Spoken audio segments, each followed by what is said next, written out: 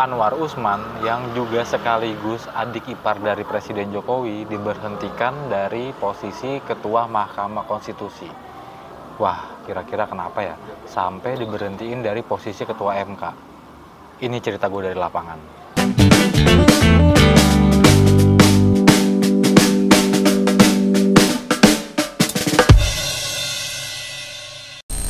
Nah, friend, jadi seminggu ke belakang kemarin tuh, gua lagi dapat arahan dari kantor buat liputan di Mahkamah Konstitusi. Emang apa sih kasus yang lagi berkembang belakangan ini selama seminggu ke belakang? Nah, jadi baru-baru ini Anwar Usman yang sekaligus adik ipar Presiden Jokowi diberhentikan dari posisi Ketua MK, friend.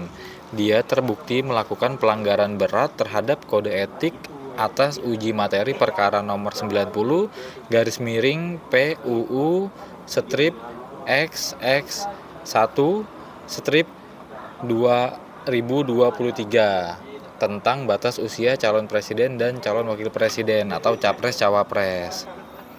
Sebetulnya ini ada kaitannya dengan pencalonan Prabowo Subianto dan Gibran Rakabuming Raka jadi pasangan capres dan cawapres.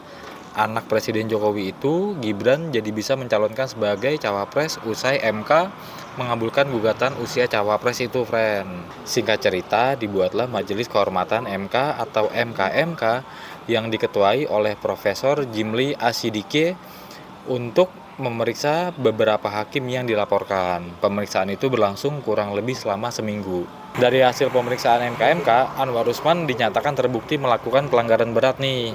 MKMK menyebut Anwar Usman telah membuka ruang intervensi dalam mengambil proses putusan gugatan soal batas usia capres-cawapres. Nah, friend, buat lebih lengkapnya nih, kita lihat bareng-bareng video saat Profesor Jimli membacakan putusan soal Anwar Usman nih, friend. 2. Menjatuhkan sanksi pemberhentian dari jabatan Ketua Mahkamah Konstitusi kepada hakim terlapor.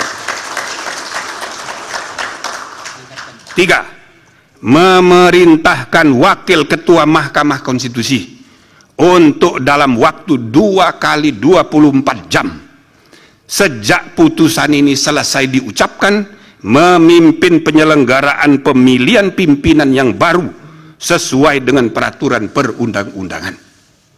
4. Hakim terlapor tidak berhak untuk mencalonkan diri atau dicalonkan sebagai pimpinan Mahkamah Konstitusi sampai masa jabatan hakim terlapor sebagai hakim konstitusi berakhir. 5. Hakim terlapor tidak diperkenankan terlibat atau melibatkan diri dalam pemeriksaan dan pengambilan keputusan dalam perkara perselisihan hasil pemilihan presiden dan wakil presiden, pemilihan anggota DPR, DPD, dan DPRD, serta pemilihan gubernur, bupati, dan wali kota. Nah, ternyata gak sampai situ aja nih, friend. Habis pembacaan putusan, besoknya Anwar Usman langsung ngadain konversi pers di gedung MK. Dia pas mau konversi pers, malah sempet senyum-senyum dan sesekali ketawa sambil nyapa awak media. Yang ada di benak gue nih, namanya orang tuh udah ketahuan bersalah harusnya sedih atau gimana gitu, tapi ini gak sama sekali loh. Kayaknya Anwar Usman ini emang bener-bener gak mau dinyatain bersalah dah. Masih terus ngebela dirinya, walaupun udah terbukti dari pemeriksaan kalau dia ngelakuin pelanggaran berat. Sesungguhnya saya mengetahui dan telah mendapatkan kabar bahwa upaya untuk melakukan politisasi dan menjadikan saya sebagai objek di dalam berbagai putusan Mahkamah Konstitusi dan putusan Mahkamah Konstitusi terakhir maupun tentang rencana pembentukan Majelis Kehormatan MK telah saya dengar sebelum Mahkamah Konstitusi MK terbentuk. Jadi saya ulangi, telah saya dengar jauh sebelum Majelis Kehormatan MK terbentuk. 2. Namun, meski saya sudah mendengar ada skenario yang berupaya untuk membunuh karakter saya, tetapi saya tetap berbaik sangka, berhusnudzon, karena memang sudah seharusnya begitulah cara dan karakter seorang Muslim berpikir. Tuh, udah lihat sendiri kan pernyataan konversi pers dari Anwar Usman. Tapi yang gue kaget ya, dia nggak minta maaf nih. Soalnya kan dia terbukti ngelakuin pelanggaran berat dan tidak menjalankan tugas sebagai ketua MK dengan benar. Tapi ya udahlah ya, biarin aja. Emang sih semua orang berhak buat ngebela dirinya dia sendiri. Tapi nggak apa-apa, biar masyarakat aja deh friend yang nilai, ya gak? Nah, setelah gue dengerin lagi pernyataan dia selanjutnya, Anwar Usman malah nyalahin balik MK-MK nih. Dia bilang kalau peradilan etik harusnya dilakukan secara tertutup sesuai dengan peraturan MK. Saya menyayangkan proses peradilan etik yang seharusnya tertutup sesuai dengan peraturan Mahkamah Konstitusi dilakukan secara terbuka. Hal itu secara normatif tentu menyalahi aturan dan tidak sejalan dengan tujuan dibentuknya majelis kehormatan yang ditujukan untuk menjaga keluhuran dan martabat hakim konstitusi, baik secara individual maupun secara institusional. Nah, friend, tapi ada yang lebih gokil lagi nih. Di pernyataan dia saat konferensi pers, dia bilang kalau dirinya difitnah secara keji saat melakukan atau menangani perkara soal gugatan usia capres-cawapres.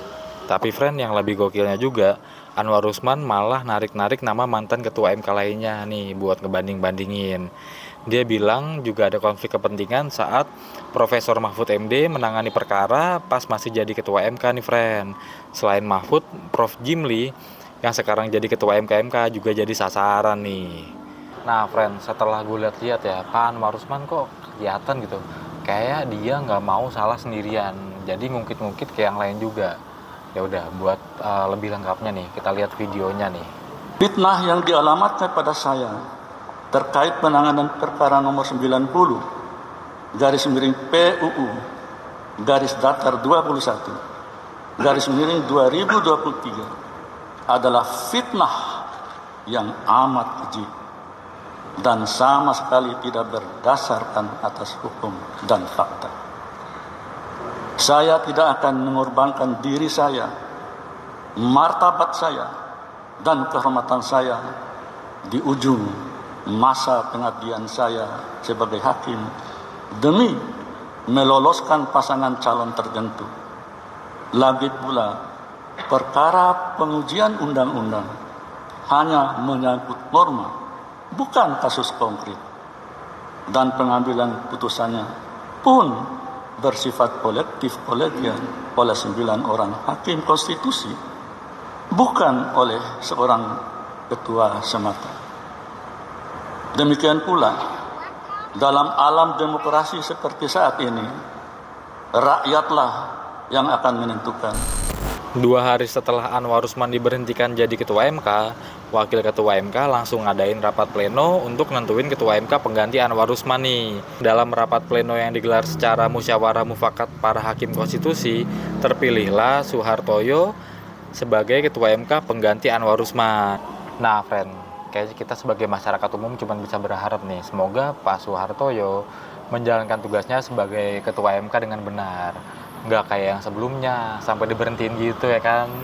Nah ya udah friend, kayaknya segini dulu nih yang bisa gue ceritain soal pengalaman liputan gue tentang polemik yang belakangan ini terjadi di Mahkamah Konstitusi. Tungguin cerita-cerita seru lainnya di liputan gue di minggu depan nih friend. Nah sebelum gue pamit nih, gue sebenarnya pengen minta lo pada buat ngikutin terus, atau mau subscribe juga boleh sih, boleh banget. Subscribe channel YouTube Kompas.com dan juga channel YouTube cerita dari lapangan Kompas.com biar lu pada nggak ketinggalan info nih friend. Ya udah, kayaknya segini dulu yang bisa gue sampaikan. Sampai ketemu di cerita-cerita gue selanjutnya. Dadah.